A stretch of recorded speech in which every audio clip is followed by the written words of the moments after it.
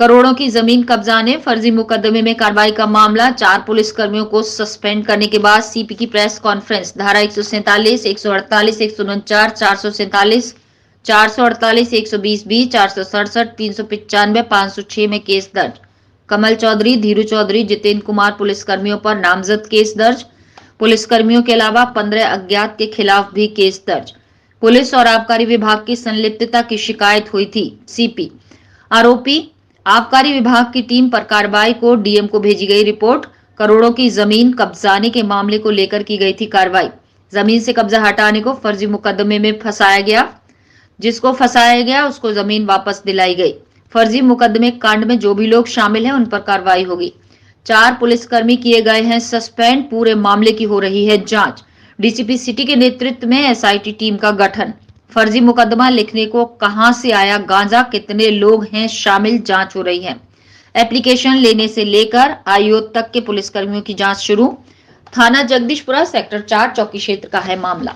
एक मामला संज्ञान में आया था जगदीशपुरा में, जिसमें गोपनीय सूत्रों से ये पता चला था कि पुलिस के कुछ कर्मियों ने, जिसमें एसओ भी इन्वॉल्व थे, और आबकारी टीम ने एक परिवार के कुछ सदस्यों को, जो शायद एक जमीन पे केयरटेकर के रूप में रहते थे, उनको अवैध शराब में और अवैध गांजे में बंद किया था और उसके बाद उस जगह का कब्जा तब्दील हुआ है।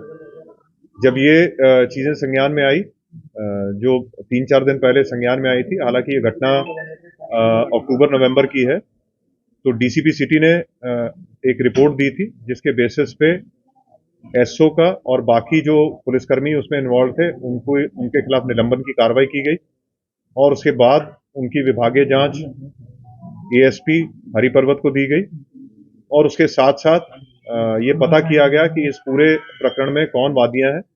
वादिया को बुला के जो उन्होंने तहरीर दी, उस तहरीर के बेसिस पे कुछ पुलिसकर्मियों के खिलाफ और प्राइवेट लोगों के खिलाफ मुकदमा दायर किया गया और जो परिवार वहां पे रहता था, जिसको वहां से हटाया गया था, उस परिवार को पुनः वहां पे विस्थापित किया गया है और उसके अलावा जो भी उसमें लीगल प्रक्रिया करनी है, चाहे वो 145 सीआरपीसी की कार्रवाई हो, अगर आवश्यक होगी तो वो की जाएगी, अगर नहीं आवश्यक तो अन्यथा उस परिवार को वहां पे दोबारा से विस्थापित करवाया गया पुलिस के द्वारा।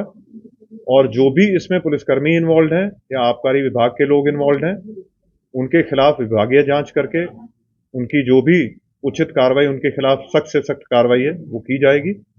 और जो मुकदमा कायम हुआ और जो बाकी विभागीय जांच है, इसमें एक एसआईटी का गठन किया गया है जो डीसीपी सिटी की अध्यक्षता में पूरी कार्रवाई करेगी और उस जांच के बाद अगर आवश्यक होगा और भी कोई मुकदमे कायम होने की आवश्यकता होगी तो वो मुकदमे भी कायम किए जाएंगे, चाहे वो उस टीम के खिलाफ हो जिन्होंने अवैध गांजा बरामद किया या उस टीम के खिलाफ हो जिन्होंने वहां से अवैध शराब बरामद की।